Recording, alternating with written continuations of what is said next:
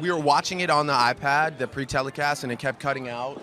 And then it just cut right back on for the moment where they're like, and best rap album goes, and they said Take Care, and I almost was like, oh, I didn't, like, it almost didn't even sound like my album. And then we just started going nuts, and we got out literally in the middle of the street, blocked cars, we all hugged. And then when I got back in the car, I realized that I had torn my suit. Where? So I stopped Where's at the a tab? hotel. So you stopped at a hotel and sewed it up. And I told the tailor to meet me there, and she sewed up my suit.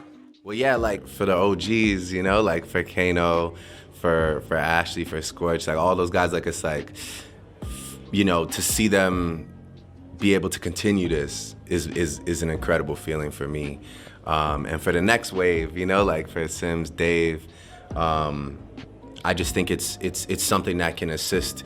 I mean, obviously Dave is on the moon already, but you know, but these are the type of things that really get to put on display how talented people are.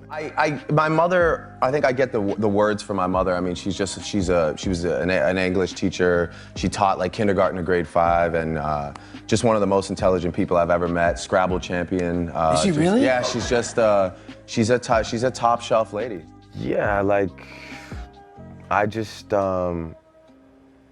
it's a shame if you don't notice the shift in energy around you. I mean, you can't be oblivious to what's going on around you. And I just like kind of woke up one day like, yo, this is my time. This is my this is my thing. I run this, you know, like nobody can really talk to me. I'm good at what I do. And well, yeah, like for the OGs, you know, like for Kano, for Ashley, for Scorch, like all those guys, like it's like, you know, to see them be able to continue this is an incredible feeling for me.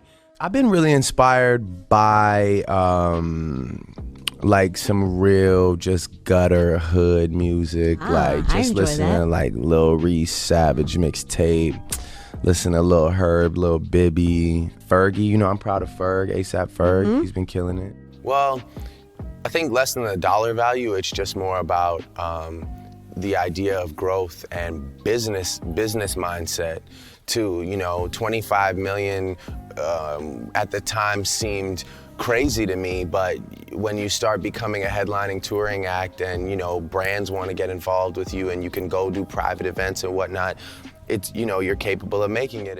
Drake is claiming Jay-Z manipulated ASAP Rocky's trial outcome. Is this just the bitter aftertaste of unrequited love? A desperate attempt to rewrite the narrative of his own romantic failures? Or is there a genuine, shadowy conspiracy at play? A hidden web of influence that stretches into the highest echelons of power? For years, Drake's infatuation with Rihanna has been a public spectacle, a saga played out under the relentless glare of the spotlight.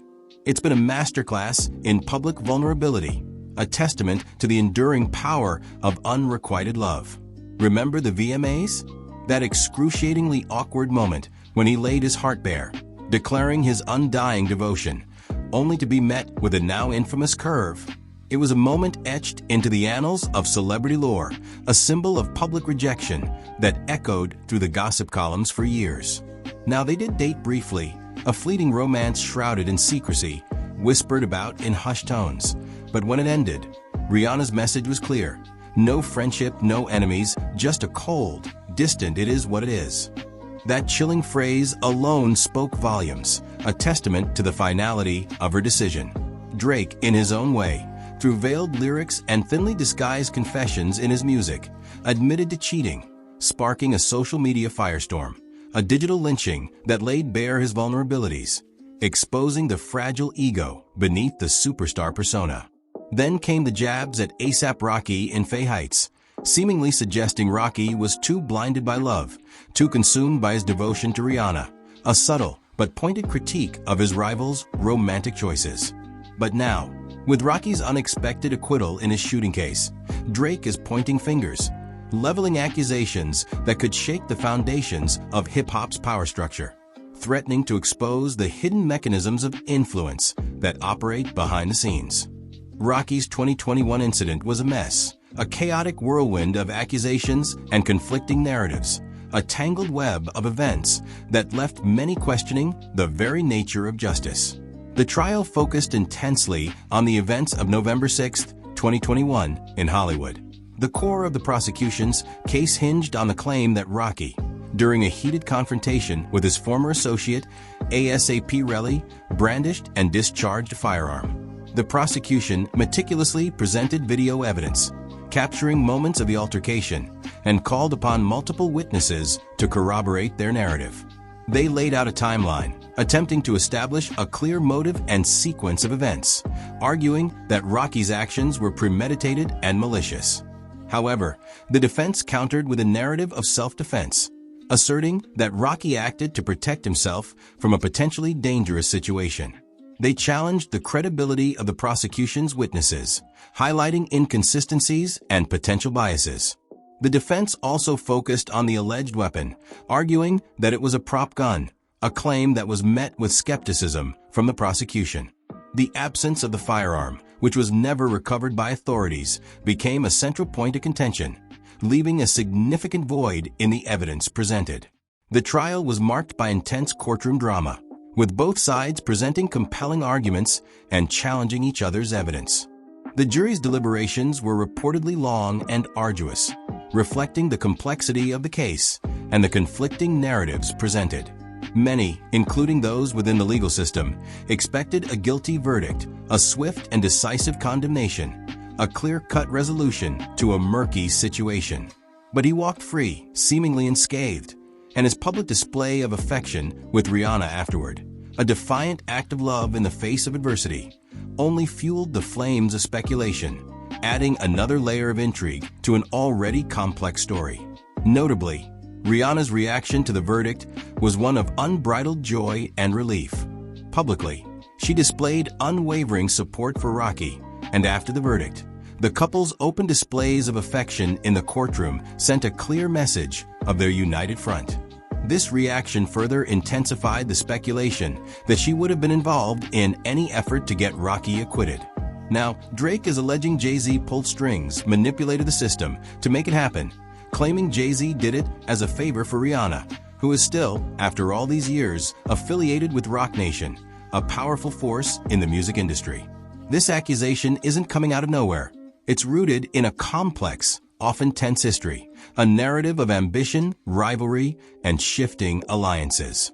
Drake and Jay-Z have a history, starting with early collaborations, moments of shared triumph, then evolving into a simmering rivalry, a battle for supremacy masked by polite smiles and carefully crafted public appearances, a subtle but persistent power struggle.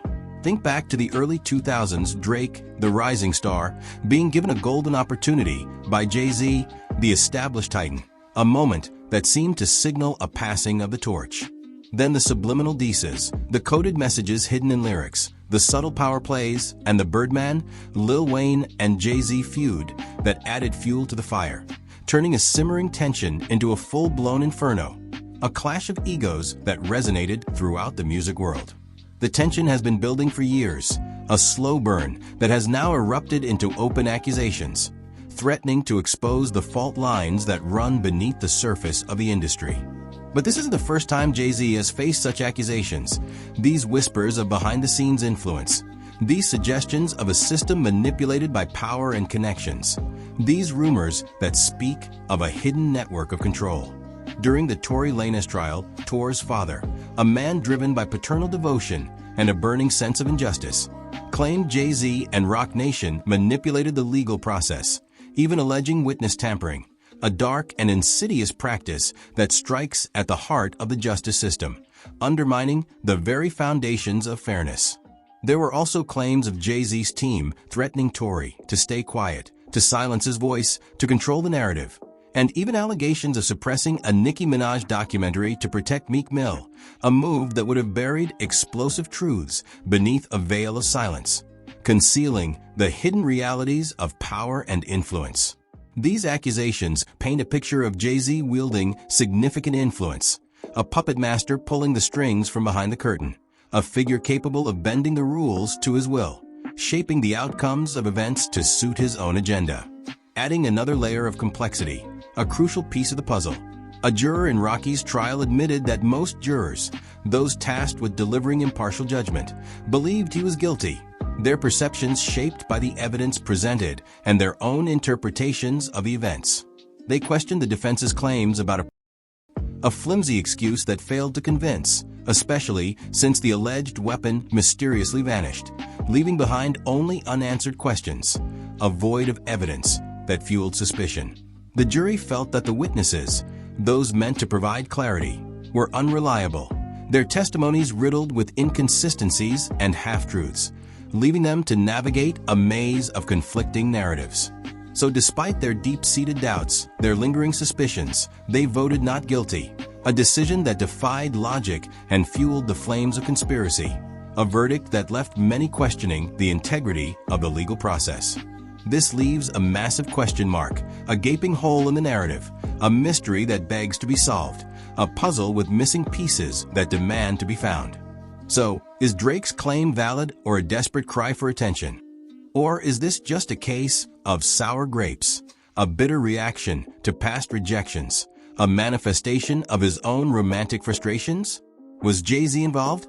A shadowy figure pulling the strings from behind the curtain, manipulating the system to achieve his desired outcome? Did he use his influence, his power, to manipulate the outcome of the trial, ensuring that justice was served according to his own terms?